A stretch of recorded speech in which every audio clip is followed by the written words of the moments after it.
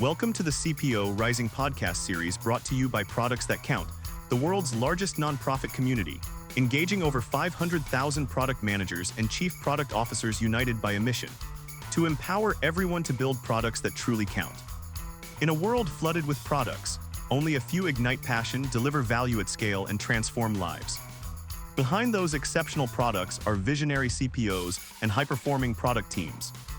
We recognize these trailblazers through our coveted awards, accelerate careers from PM to the C-suite and beyond through daily best practices, and serve as the trusted advisor to nearly all Fortune 1000 CPOs. Our corporate alliance includes Walmart, Ford, Cisco, Johnson & Johnson, Amplitude, and more. The most admired product leaders across industries serve on our advisory council, guiding the future of product leadership. Together, we're shaping a future where every product counts. Learn more at productsthatcount.org. Produced in partnership with Capgemini and Mighty Capital, this series brings you exclusive conversations between our resident CPO, Renee Niemi, and the 2025 CPO Award winners. Get ready for raw insights, real strategies, and the secrets behind their success. Let's get into it. Hi, today I have with me Jared Wall. He's the Chief Product Officer for Credit. Jared, first of all, congratulations on being one of the best CPOs of 2025. Super excited to spend some time with you. Awesome. Thanks for the time, Renee. And I'll start by saying just how honored I am to be a nominee and be considered amongst so many just talented leaders in the field, as well as representing my broader team across product and engineering and the Ford Credit business. Amazing. Oh, I'm super excited to get your story out there and learn more about how you do what you do and what makes you so successful.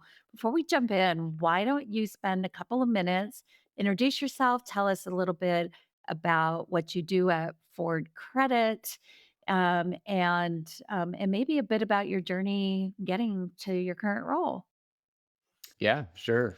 So as you mentioned, I'm Global Chief Product Officer for Ford Credit. From a business perspective, just for context, Ford Credit is the financial service arm for Ford Motor Company. We compete in 3 continents worldwide, and at a very high level, our business makes vehicles, software, and services accessible for our Ford consumer as well as business customers and dealers. The business is about a $2 billion in EBIT business annually, and I have the pleasure of leading over 250 product managers, designers, and analysts globally. At a very high level, our vision is really around empowering customers, empowering every customer to access and enjoy Ford vehicles and services through effortless, flexible, and personalized financial solutions. The team is accountable for the end-to-end customer and dealer experiences, spanning shopping for a vehicle, buying a vehicle, owning the vehicle, and then ultimately earning the right to renew. So getting their next vehicle with us. And our products span experiences in the mobile space, web, and in person, as well as our core platforms and lending, payments, billing, and subscriptions management. So a lot of fun things there. And then for me, just more broadly, I have a little over 20 years of experience in financial services and product and strategy roles. And before joining Ford, was at Capital One, Bank of America, and GE Financial.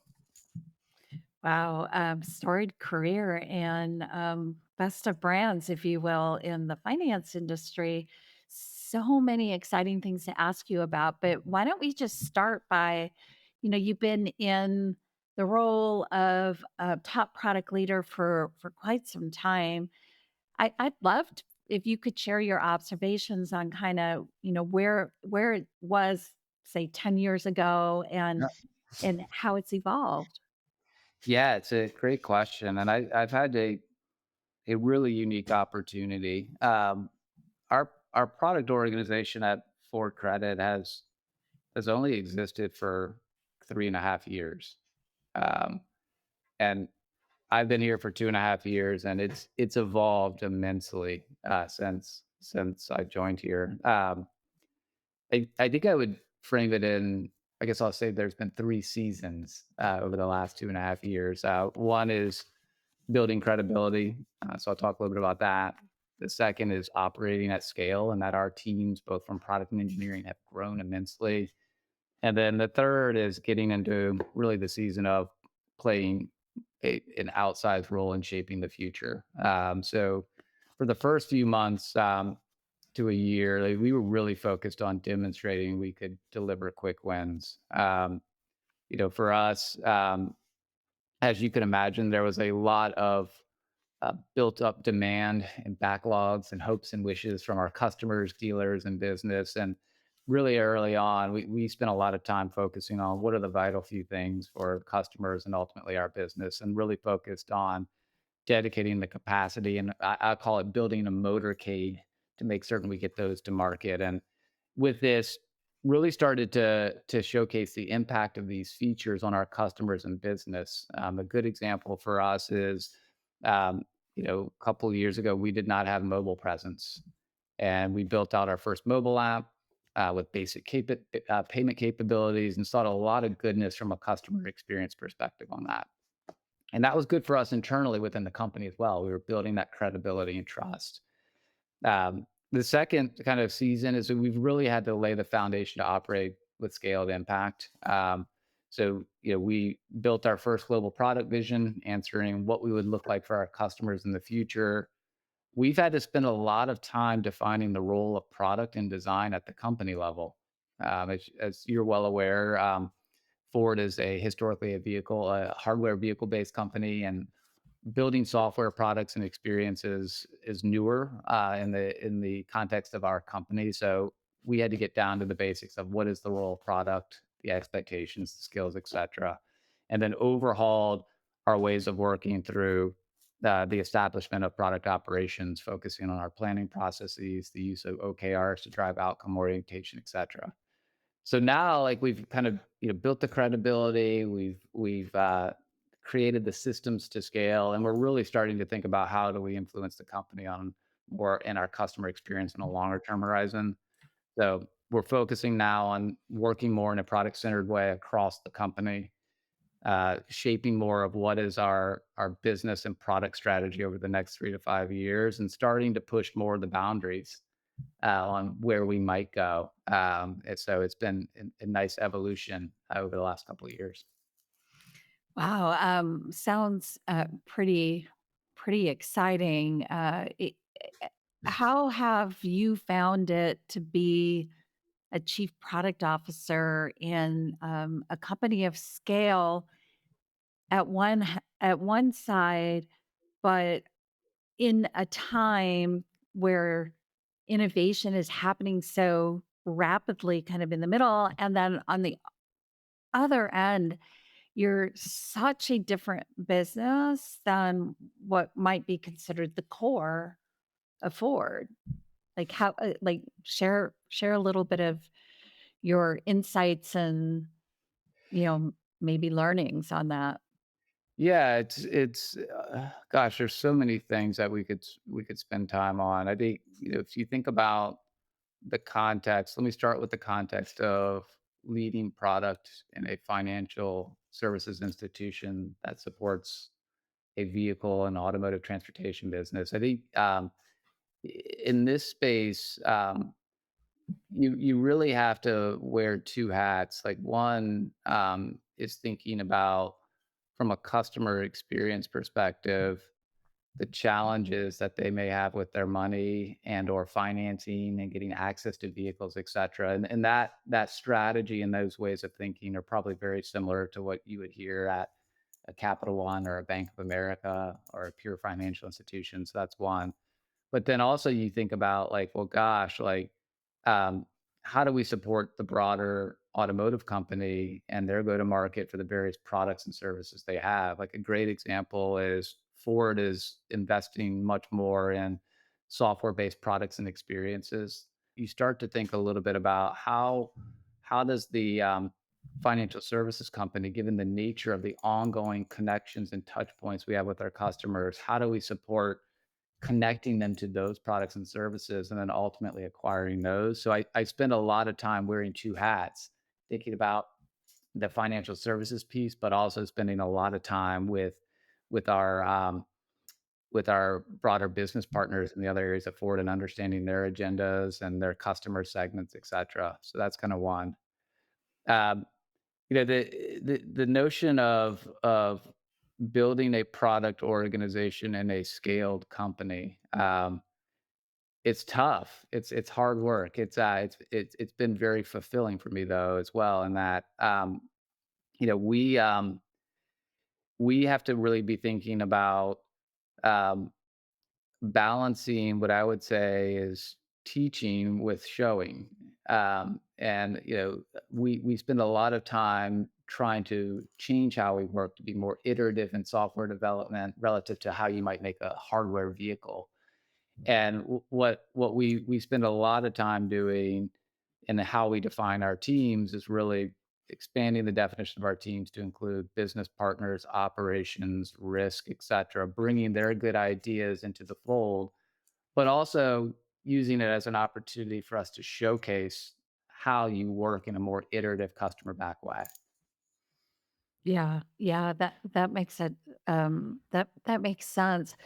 I also have to imagine there's this balance between the craft of product management and deep domain expertise. Like, how do you think about that from an org perspective?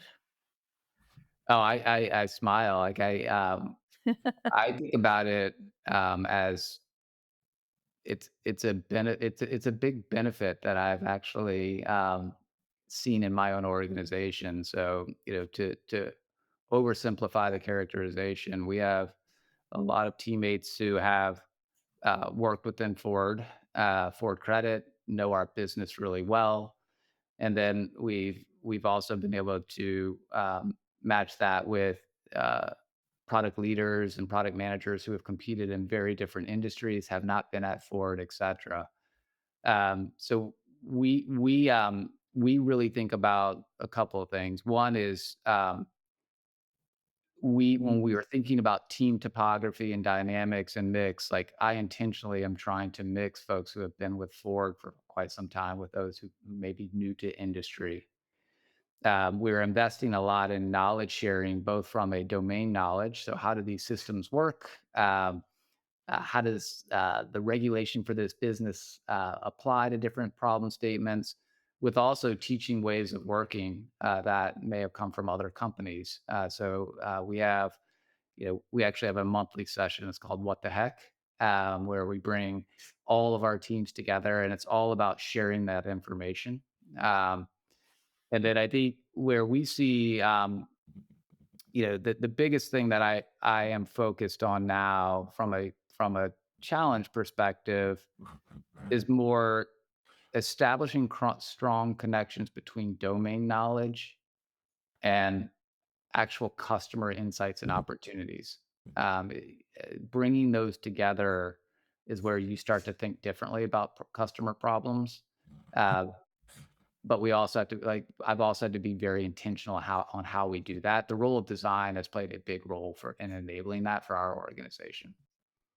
Yeah, yeah, that makes a ton of sense. As you were speaking, it got to I got to thinking about company culture and how the culture of the company, and then specifically how have you evolved that within Yeah. specifically Ford Credit. I would love for you to say a few things about that. Like, how would you describe your culture?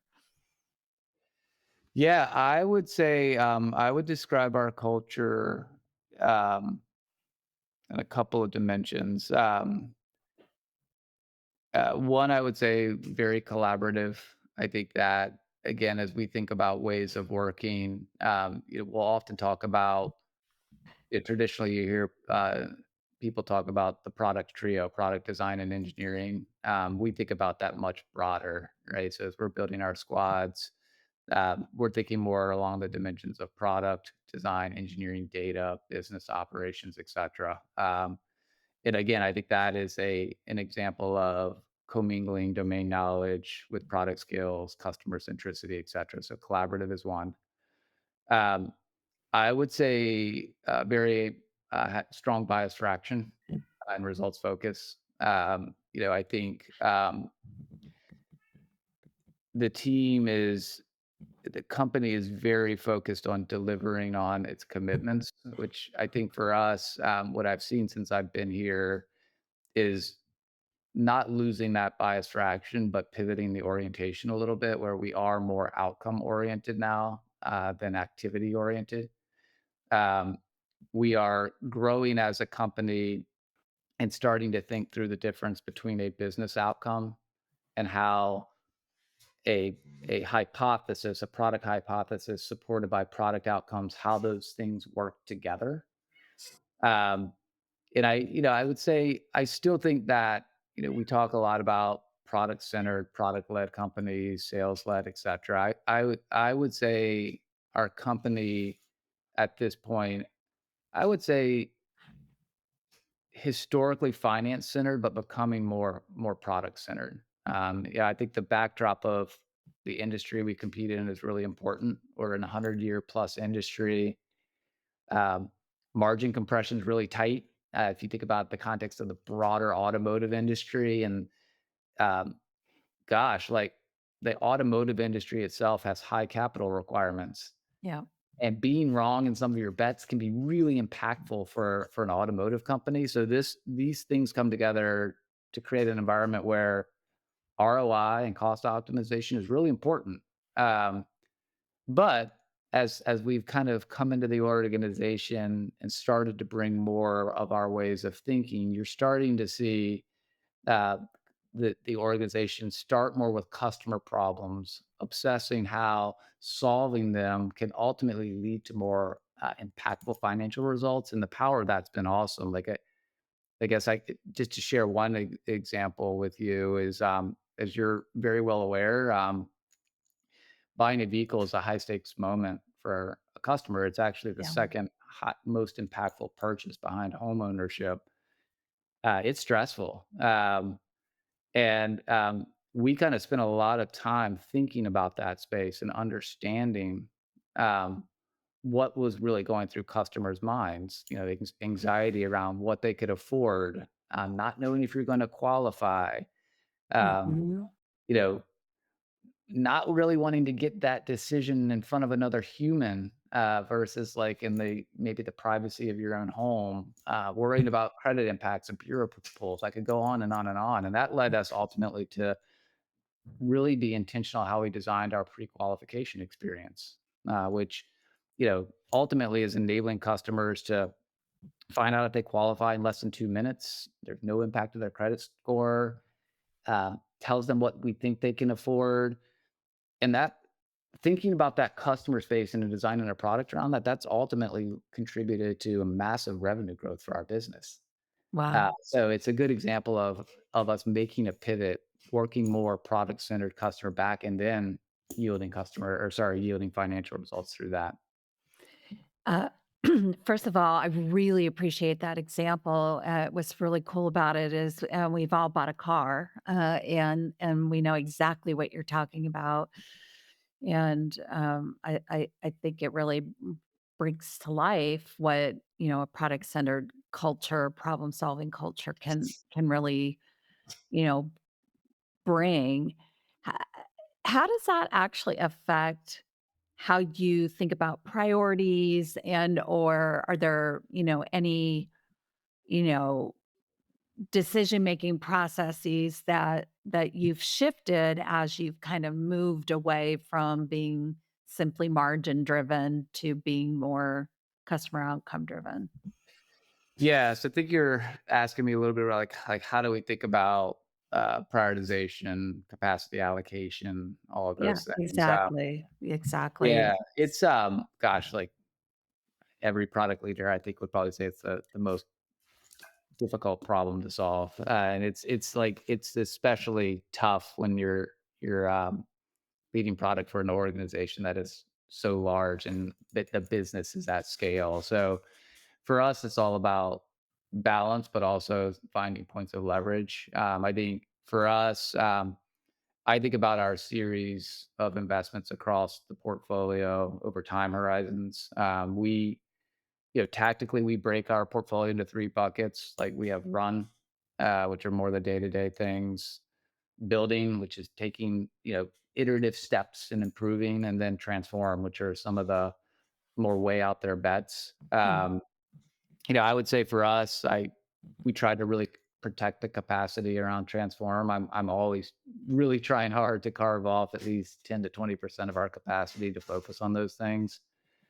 Um, that is, as we think about what is prioritized by our teams, it starts with really building alignment around the problem statements or product outcomes that we ask each team to iterate against with connection into our product strategy.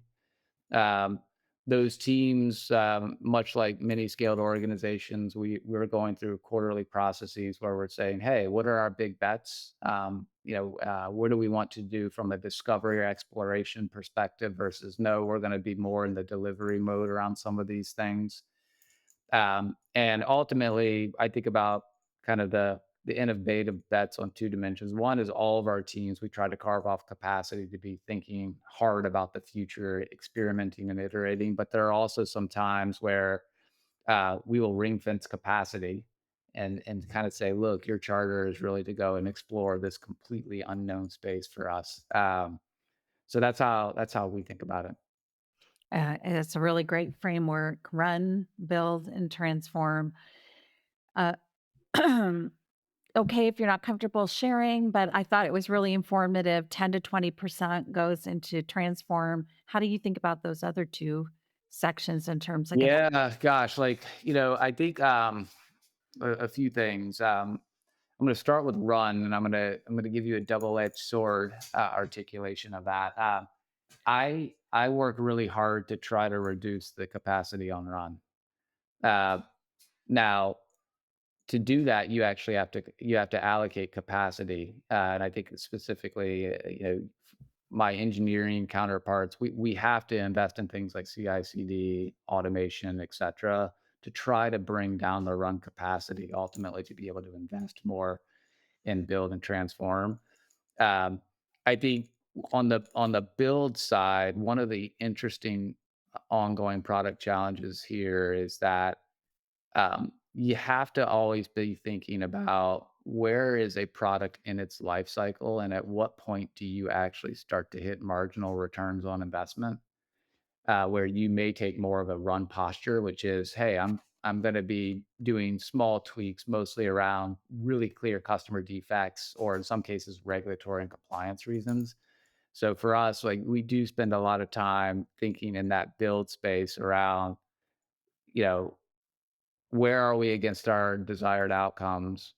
And bluntly, there's a point of time where you say, gosh, um, are we at a point where the investment in moving the needle on that outcome is actually uh, not yielding the customer benefits and ultimately the financial impact we'd like to see? yeah. So that's really interesting. So it's in many ways it's almost a little bit of life cycle management built into how you're thinking about your investment portfolio. Right. Um, how does that decision get made? Is that like a conversation between you and the CTO? Is there like an ongoing Yeah. forum that you guys constantly evaluate that, or is it more just, informal? No, it's definitely not informal. I think if I step back, we uh, once a year at the beginning of the year, we are looking at our business strategy and we're effectively making like what I would call capital allocation decisions, which is really around, how much of our product engineering mind share spend dollars are we going to allocate to the various business units? The Ford Credit umbrella, as you can imagine, there's a series of customer segments and regions we compete in. And then that ultimately then goes to the product and engineering teams to kind of say, in light of this investment in your product strategies, what bets are you going to make, right? So, an example could be how much energy are we going to work on streamlining account opening versus making self-service easier for customers. We're looking at, answers to those decisions ultimately impact team topography, right? So how many sprint teams are you have in different areas? And we look at that probably once or twice a year. I think doing that more frequently can actually be disruptive and distracting to teams. And then as it relates to getting into kind of understanding where are we on that marginal investment curve, our teams, both product and engineering leaders, are obviously day in and day out working together. They operate as one team, but through product demos, portfolio syncs, we're probably looking at our performance, discussing where are we on that investment profile on a month by month basis. So it's more of an ongoing conversation that Mm, ultimately leads us to, again, probably twice a year, thinking about, are we in the right balance as it relates to our resourcing? yeah, yeah. Well, thank you for sharing that. I think that's super helpful to see how you've organized and make decisions around your investment. Um, you mentioned, I think it was during your intro, that you are on 3 continents. Yep. I didn't really realize that, but I guess it makes perfect sense, right? Big global organization. With that, obviously, comes leading a team that is spread all around the globe. I would love any learnings, insights on how you keep all the team aligned? How do you build culture and trust with such a massively dispersed team? Ah, it's a great question. I guess depending on how you view it, I've been fortunate to have the opportunity of leading remote or hybrid teams for almost 10 years now. So it's kind of become, I guess, ingrained in how I think about leading teams. I think there are a few things I would highlight. The first is, you have to overinvest in relationship, like work harder and more intentional. When you're not in the same location and office day to day, you lose those ad hoc connection points, and those are so important. And I also think underneath relationship, I think everyone knows that understanding people's contexts as well as their motivations in life and their career, for their work, et cetera, it's foundational to building trust. So that's one is really be acknowledge that relationship matters and be more intentional in thinking about how you do that. The second is I do think you have to be intentional and invest in analog ways of working and communication. Context is so critical for people to be able to do their best work and to bring others along on your agenda. So our team, we spend a lot of time writing down our thoughts, not just the what, but getting really deep into the why. And it creates this almost viral effect where you see our teams across product engineering and design contributing and adding to ideas. And with a global team, that's almost 24 hours a day, right? We have Yeah. teams in Asia and Europe and North America. And then the last is like you still have to, even though you're geographically dispersed, you still have to. There are moments where you just need to get together face to face. And our team, we try to be intentional around scheduling that quarterly. As a product and engineering leadership team, we do it together. And then, things like quarterly planning, et cetera. Our teams in general, we're trying to get as many of them together as possible. Because, again, there's nothing better than just getting on a whiteboard and doing it face to face. Yeah, that's super helpful. I want to spend a second on the writing. Amazon's pretty famous for, no PowerPoints, thank you, only a Yeah. written document. Do you Yep. have any rituals that you use with regards to the writing that might be helpful? Oh gosh, I do. Um, I for me, writing helps me structure my thoughts and think deeply. So it's always been something that I constantly have a Word or a Google Doc up and I'm constantly typing. How should I think about this thing? Um, so there's a couple of things that I would say, for us as we think about like a new strategic investment, uh, we have standardized across our teams like how you would describe the problem space, why it's a problem worth solving, and it's something that has kind of been more institutionalized across our space. Um, we the other thing I would say is even as we get down into things like epics and features, et cetera, like that habit is cascaded across our organization. We also have even gotten into memorializing through writing our ways of working and our culture. Yes, again, so it's visible and folks can see and react to. Um, the other thing I would say is, there are absolutely the moments where you have to do PowerPoint. Um, for me,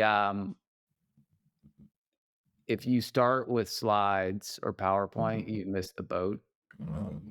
So I still, if I have to do a PowerPoint and my team has been trained and we're working on this together, we still start with the writing. What's the objective of the conversation? What are the headlines? And then once we get that tight, we then convert that into how do we want to tell this through PowerPoint? Far too many times, PowerPoints are just a range of slides that don't tell a story, Yeah. or provide too much information, relative to the punchlines. So, yeah. Yeah, super helpful. I love your perspective on that. Um, obviously, we're just servant leaders, paving the way and clearing the way, if you will, for our teams. And I know I know you well enough to know that that's also how you feel. How how do you hire great PMs and product leaders? Yeah, I would start, by saying I think for all product leaders, you have to have that, I'm gonna say that always on recruiting bent. For me and my product leaders, I think it's always important to be sharing our agenda, our vision through social media with their networks, et cetera. I am personally thinking a little bit, constantly about what I would call like the composition of my leadership team. So if you kind of stare around the collective table, like what skills could we benefit from that we don't have today? And I think again, through that lens of always recruiting, always maintaining regular contact with your prospective candidates, et cetera. As I'm thinking about hiring great PMs, we use a structured interview process. I think like most companies do. A key part of that process is what we call our product skills interview, where we're having product managers walk through an actual product they've worked on.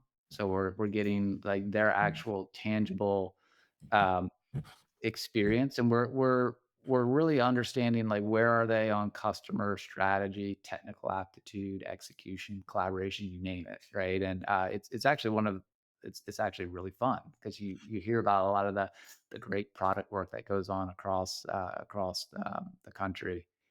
Um, I also in those individual interviews, we're looking for intangibles like curiosity, passion.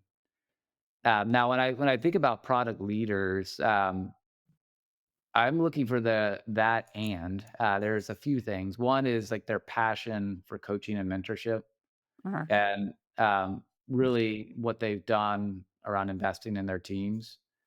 I think also really understanding like how have they built a broader vision and influenced others along on it.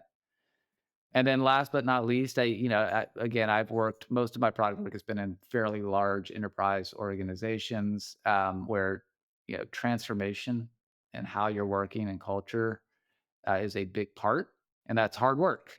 So I selfishly I'm looking for, leaders who, are energized by that, but also who have have experience and a track record in doing so. Amazing. There's so many great nuggets in there. I really like the walk me through a product that you've built exercise. It's got to be really enlightening and telling to hear somebody tell the story. It probably becomes very clear very quickly Yeah, what they're passionate about, and can they porpoise down to the detail at the right level, and so forth right. and so on. Amazing. Um, Unfortunately, we are now at the end. This has gone so quickly, but we still have a fun last section to cover, which is our quick questions and answers. Are you ready? Sure. I'm All ready. right. What makes a great product leader? Uh, uh, Vision and coaching. I love that. My last question for you: who do you follow and why? There's two for me. One is Lenny Rechiski, Lenny's newsletter. He just brings to bear so many industry leaders with real stories. I learned quite a bit there. The other is Melissa Perry, and her focus on product operations is so applicable in larger enterprises, and how you achieve scale. So those are the two, and then without going into names, I follow a lot of people on Twitter and LinkedIn who, again, are innovating with AI through the software development lifecycle. I love that. Some really great people. Jarrett, it has been so much fun. I want to thank you for your generosity, taking the time with us today, being so open and honest and clear with all of your advice and learnings and everything else. Absolutely. I appreciate the time. And as always, enjoy working with you all and learning from products that count as well. So thank you. This is SC Moadi again, founder and chair of Products That Count. Thank you for listening to this episode. If you like what you heard, be sure to leave us a review on your favorite platform, including Spotify and Apple. And please check out our other resources at productsthatcount.org. They're designed to accelerate your product career and make product the most important function in business. Until soon.